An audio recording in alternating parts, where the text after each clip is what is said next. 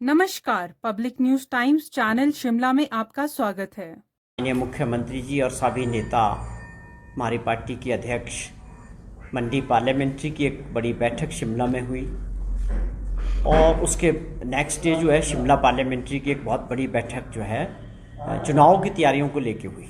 उसमें साफ तौर पे आप ये समझें कि उसके बाद माननीय मुख्यमंत्री जी धर्मशाला गए हैं और अब आज कल जो है हमीरपुर के दौरे पे हैं। पूरे प्रदेश के अंदर दौरा कर रहे हैं, लोगों से और कार्यकर्ताओं से फीडबैक ले रहे हैं, मिल रहे हैं, उनको चुनाव के लिए टिप्स देने की बात है। और तैयारियों की जो बात है आपने की, कांग्रेस पार्टी के कुछ उम्मीदवार अभी तय होने बाकी है और हमारा जो कार्यकर्ता है ब्लॉक स्तर पे हैं, जितने फ्रंटल ऑर्गेनाइजेशंस हैं, आप महिला कांग्रेस की बात करें, युवा कांग्रेस की बात करें, सेवा दल की बात करें, NSUI की बात करें और जितने दूसरे भी संगठन हैं, सब अपने क्षेत्रों में अपने तरीके से कांग्रेस पार्टी के काम में डटे हुए हैं। लेकिन ये ठीक है कि चुनाव जैसे जैसे आगे बढ़ेगा उसमें निश्चित तौर पे जो है प्रचार में तेज़ी आएगी। और सवाल ये है कि जिस प्रकार का प्रचार का स्तर, कुछ प्रश्न जो भाजपा के नेता बार बार मीडिया के ज़रिए लोगों के बीच कर रहे हैं, उसके बारे में हम जरूर आज आप लोगों के माध्यम से कुछ सवाल पूर्व मुख्यमंत्री ठाकुर जयराम जी से जानना चाहते हैं। ये सवाल कांग्रेस पार्टी के भी हैं और मैं समझता हूँ कि ये सवाल जनता के जहन में भी आम आदमी के। हम 3-4 चीज़ें उनसे पूछना चाहते हैं कि जिसका उम्मीद करते हैं कि वो बहुत जल्दी इसका जवाब भी देंगे और अपनी पार्टी की स्थिति भी स्पष्ट करेंगे। पहली बात हम उनसे जानना चाहते हैं कि आप OPS को लेके कुछ भी क्लैरिटी आपकी स्टेटमेंट में नहीं है। जब आप इस प्रदेश के मुख्यमंत्री रहे 5 साल तक, तो OPS के लाखों कर्मचारी अपने अधिकारों के लिए सड़कों पे आपसे मिलने के लिए प्रदर्शन करते रहे। विधानसभा का लाखों कर्मचारियों ने घेराव किया, पर आपने उनकी बात को नहीं सुना और विधानसभा के अंदर आपने कहा कि पेंशन लेने के लिए आपको चुनाव लड़ना चाहिए। इस तरह की भी स्टेटमेंटें दी। और उसके बाद कांग्रेस पार्टी ने आते ही पहली गारंटी के तौर पे सरकार ने जो है अपने प्रदेश के सभी कर्मचारियों को OPS लागू किया। तो मेरा पहला प्रश्न ये है कि क्या जयराम जी और उनके लोग, नेता भाजपा के, क्या ये मानते हैं कि हिमाचल प्रदेश देश के अंदर पहला ऐसा राज्य है जिसने OPS को लागू किया, या आप इसको डिनाई करते हैं? या एक और प्रश्न है कि क्या आप OPS के साथ हैं या आप इसका विरोध करते हैं? कि जैसे आपके राष्ट्रीय स्तर पे माननीय प्रधानमंत्री जी इसके खिलाफ बोल चुके हैं कि OPS जो है ठीक नहीं है। और उसके बाद जहां तक हमारे पास जानकारी मिली कि राजस्थान में कांग्रेस की जब सरकार थी तो हमने इसको OPS को वहां भी लागू किया था, लेकिन जैसे ही वहाँ भाजपा की सरकार बनी, परिवर्तन हुआ, तो उसको जो है आगे के लिए बंद कर दिया गया। तो एक तो पहली आप अपनी और अपनी पार्टी की स्थिति स्पष्ट करें OPS पे। हमने तो दे दिया, क्या आप इसको मानते हैं कि मिल रहा है? ये बात बड़ी ज़रूरी है कि आप वोट की राजनीति के लिए जो लोगों को बेंगलाने वाली स्टेटमेंट्स कर रहे हैं, मैं समझता हूँ इस पर आपकी स्थिति स्पष्ट होनी चाहिए। दूसरा प्रश्न हमारा है कि जो हमारी स्कीम है महिला सम्मान निधि की, जो बात 1500 रुपये के हिसाब से पर महीने 18 साल से 59 ईयर्स तक की जो महिलाएं, माताएं, बहनाएं और बेटियां, जिनको ये सम्मान निधि हमने 5 लाख महिलाओं को देने की बात हमारी सरकार ने की और उसके तहत लाहौल स्पीति जिला में ये सभी महिलाओं को मिलना शुरू हुआ। और जो आपका ये स्पीति वाला जो एरिया था, वहाँ जब हमने फीडबैक लिया है तो वहाँ 10 महीने का महिलाओं को 15-15 हज़ार रुपया इकट्ठा मिला है। और उसके अलावा इसके लिए पूरे प्रदेश में काम चल रहा था। ये जल्दी जो है माननीय मुख्यमंत्री जी ने इस बात का जिक्र किया है कि हम इसको देंगे और इसके लिए जो रजिस्ट्रेशन है, जो अधिकारी है, वहाँ पर जाके माताएं, बहनें और बेटियाँ अपना फॉर्म भरवा सकते हैं। लेकिन हमारा प्रश्न ये है कि जयराम जी अपने पूरे लोगों को और पूरी टीम को लेके इलेक्शन कमीशन में इस स्कीम को रुकवाने के लिए गए। क्या आप गए या नहीं गए? ये बताएं कि आप क्यों इस स्कीम को रुकवाना चाहते हैं? क्या ये 18,000 रुपया साल का हमारी माताओं बहनों को नहीं मिलना चाहिए? आप इसका विरोध करते हैं। इस बात पे भी अपनी और आप अपनी पार्टी की स्थिति को स्पष्ट करें कि क्या आप महिला विरोधी नहीं हैं? आप हमको भी बताएं और प्रदेश की महिलाओं को भी बताएं कि आप इस स्कीम का विरोध क्यों कर रहे हैं। और क्यों आप इलेक्शन कमीशन में अपने लोगों को लेके इस स्कीम को रुकवाने के लिए गए? ये हमारा दूसरा सवाल था। तीसरा सवाल हम आपके माध्यम से पूछना चाहते हैं, 22 में जो सरकार जनता के सहयोग से बनी, कांग्रेस पार्टी के बहुमत मिला और आप उससे पूर्व जो है सरकार लीड कर रहे थे, मुख्यमंत्री थे। आप लोगों को और आपकी पार्टी को हिमाचल प्रदेश के मतदाताओं ने और जनता ने नकारा। ये लोकतंत्र की सुंदरता है कि जब आदेश आता है जनता का तो उसको मानना होता है। तो आप क्या लोकतंत्र का सम्मान इसी तरीके से करते हैं? हर दिन आपकी एक स्टेटमेंट होती है कि ये सरकार बैसाखियों पे है, 4 जून को जब चुनाव के परिणाम आएंगे तो ये सरकार गिर जाएगी। हम ये जानना चाहते हैं कि क्या मैकेनिज्म है सरकार गिराने का? आपको क्यों शौक है? क्या आप चोरी के दरवाजे से द्वारा से मुख्यमंत्री बनने के लिए डेस्परेट हैं? क्या आप लोकतंत्र का यही सम्मान करते हैं? क्या लोगों द्वारा चुनी गई सरकार का यही मतलब है? 5 साल के लिए लोगों ने मौका दिया है। आप जिस सरकार को लोगों ने चुना उनको काम करने का मौका दीजिए। आप विपक्ष में बैठ के उन चीज़ों में कोई कमियां ढूंढिए, अच्छी बात की तारीफ करिए। जिस प्रकार से जो घटनाक्रम हुआ, आपकी पार्टी ने एक चुनी हुई सरकार को धन बल के जरिए गिराने का जो प्रयास किया, इसकी सारी जवाबदेही आपको, आपके लीडर्स को और उन सभी लोगों को जो आपने बागी तौर पे कांग्रेस पार्टी को धोखा देके जो बिक गए हैं सीधे तौर पे पैसे के लिए, और उन सभी को आपने जिस प्रकार से बागियों को टिकट देके भाजपा ने, क्या आपके परिवार में उसका विरोध नहीं है? भाजपा में क्या वहाँ कार्यकर्ता और आपके नेताओं ने इस बात का विरोध नहीं किया? बहुत सारे ऐसे नेता थे जिन्होंने ओपनली, आप देखें लाहौल स्पीति से इनके senior leader doctor Ramlal Markande ने पार्टी छोड़ दी विरोध में, और बहुत सारे ऐसे नेता सीनियर लीडर जिनने इसका सरेआम विरोध किया। उन लोगों का क्या जो आपके कार्यकर्ता थे, आपके नेता थे, वर्षों से भाजपा का काम कर रहे थे?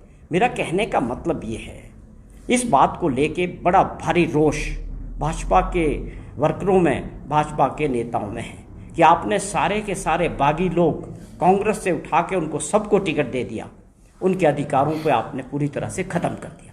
ये एक बहुत बड़ा रोष भाजपा के अंदर भी है। तो ये बातें हैं, कुछ चीज़ है जो हम जयराम जी से जानना चाहते हैं कि आप इन बातों को लेके अपनी पार्टी की अपनी स्थिति हिमाचल प्रदेश के लोगों के सामने और मतदाताओं के सामने स्पष्ट करें कि बाकायदा आप बार बार भ्रमित बयानबाजी करके लोगों को गुमराह करके वोट की जो राजनीति कर रहे हो, उससे प्रदेश के लोगों पे और मतदाताओं पे ज़्यादा असर होने वाला नहीं। जहाँ तक सवाल है इन 6 लोगों का जिन्होंने कांग्रेस पार्टी के चिन्ह पे चुन के आए थे और कांग्रेस के लीडरशिप को भी धोखा दिया, अपने मतदाताओं को भी धोखा दिया, जिस प्रकार से सरकार गिराने के षड्यंत्र में ये लोग शामिल रहे, और जो आप समझें कि विधानसभा के बाद राज्यसभा में अपना मत देने के बाद बाहर चले गए, स्टेट से बाहर, और एक महीने इन सभी लोगों को राज्य से बाहर रहना पड़ा। 5 स्टार होटल्स में इनको रखा गया, हेलीकॉप्टर्स द्वारा इनको लाने और ले जाने का जो इंतज़ाम था सारा भाजपा के लोगों ने और नेताओं ने किया। तो ये सबके सामने था कि क्यों ये सारी साजिश हुई, क्यों एक चुनी हुई सरकार जो लोगों के लिए काम कर रही थी उसको गिराने का षड्यंत्र, भाजपा का जो ये लोटस वाला जो ऑपरेशन है वो हिमाचल प्रदेश के लोगों ने फेल किया। आज हमारी सरकार पूरे बहुमत के साथ मजबूत है, उसको हमने विधानसभा के अंदर इस बात को साबित किया, बजट पास करा के और अपना बहुमत साबित किया। और आगे भी जो चुनाव हो रहा है, हमें पूरी उम्मीद है कि हिमाचल प्रदेश के लोग, मतदाता, देवभूमि में जो कुछ हुआ, खरीदो फरोख्त की ये राजनीति, लोकतंत्र को कमज़ोर करने वाली जो राजनीति भाजपा का जो मॉडल है विपक्ष की सरकारों को गिराने का, मैं समझता हूँ ये सही वक्त आ गया है। हिमाचल प्रदेश का मतदाता पूरे देश के लिए रास्ता दिखाएगा कि जो लोग इस तरह की राजनीति करेंगे वो दोबारा विधानसभा में चुन के नहीं जा सकते। ये मैं अपील भी करता हूँ अपने प्रदेशवासियों से कि हमें और आपको ये मौका मिला है देश के अंदर इस तरह की राजनीति को रोकने का और लोकतंत्र को मजबूत करने का। इसको आप 1 तारीख को जब चुनाव होगा, इन सभी जगह इन लोगों को भी और सबक सिखाएंगे और पूरे देश में भी एक मैसेज देंगे कि लोकतंत्र में ऐसी राजनीति के लिए कोई जगह नहीं। सर, बिंदल साहब ये कह रहे हैं कि कांग्रेस के मैनिफेस्टो में मोहम्मद अली जिन्ना की आत्मा घुस गई। बहुत छोटी बयानबाजी हो रही है। ऐसा बढ़िया मैनिफेस्टो है, हम न्याय की बात कर रहे हैं, महिलाओं के लिए न्याय, युवाओं के लिए न्याय, किसानों के लिए न्याय। आप पढ़िए उस मैनिफेस्टो को, आप लोग खुद भी देखिए। ये एक देश के अंदर जिस तरह का माहौल बनाया जा रहा है, हमें बड़ा दुख है कि माननीय प्रधानमंत्री जी जनसभाओं में कांग्रेस पार्टी के नेताओं को और कांग्रेस को कोसने का काम कर रहे हैं। होना ये चाहिए था, आपको 10 साल का अपना हिसाब जनता के सामने रखना चाहिए था। देश किन मुद्दों पे चुनाव लड़ेगा, वो मुद्दे होने चाहिए थे देश के विकास के, युवाओं को रोजगार के मुद्दे होने चाहिए थे। आप 10 साल बाद चुनाव को भटकाने का काम कर रहे हैं। मैं समझता हूं कि पूरी तरह से प्रधानमंत्री जी और इनकी टीम इस बात को जानती है कि इस बार एंटी इनकम्बेंसी फेस कर रहे हैं और इनका जो नंबर है बहुत नीचे आने वाला है। ये प्रचार के माध्यम से लोगों को भ्रमित करने का एक जो प्रोपेगेंडा कर रहे हैं, 400 सीटों के जो सपने दिखा रहे हैं, ये सीधे तौर पे जो है चुनाव को इन्फ्लुएंस करने की राजनीति अपने मीडिया के कुछ दोस्तों के थ्रू जो ये चल रहा है देश के अंदर। लेकिन हमें पूरा उम्मीद है कि लोग बहुत जागरूक है, देश के बदलाव की तरफ देश जा रहा है और निश्चित तौर पे जो है इस तरह का प्रोपेगेंडा करके आप जो है लोगों को गुमराह नहीं कर सकते। लेकिन नरेश जी, वही जयराम जी ये भी कह रहे हैं कि ऑपरेशन लोटस जो है वो थोपा जा रहा है, लेकिन उनके खुद के ही विधायक नाराज थे और मुख्यमंत्री जो हैं वो अपने जो मित्र हैं उनके साथ व्यस्त रहे हैं। साथ ही उन्होंने कहा कि प्रदेश में कानून व्यवस्था भी बिगड़ती हुई नजर आ रही है। लगातार इस तरह के मामले सामने आ रहे हैं, चाहे बद्दी में गोलीकांड हो या फिर पालमपुर में एक महिला के जिस तरह से दराड़ से हमला होता है। तो किस तरह देखिए, एक चीज तो साफ दिखती है, जयराम जी मुख्यमंत्री जाने के बाद काफ़ी परेशान है, वापसी के लिए बड़े तड़फ रहे हैं। उनको लगता है कि वाकई वहाँ मज़ा था। आपने 5 साल, पहली बात है आप बताइए कि आपके 5 साल में क्या मॉडल था? सिर्फ डबल इंजन का सरकार, कर्जा लेने का मॉडल।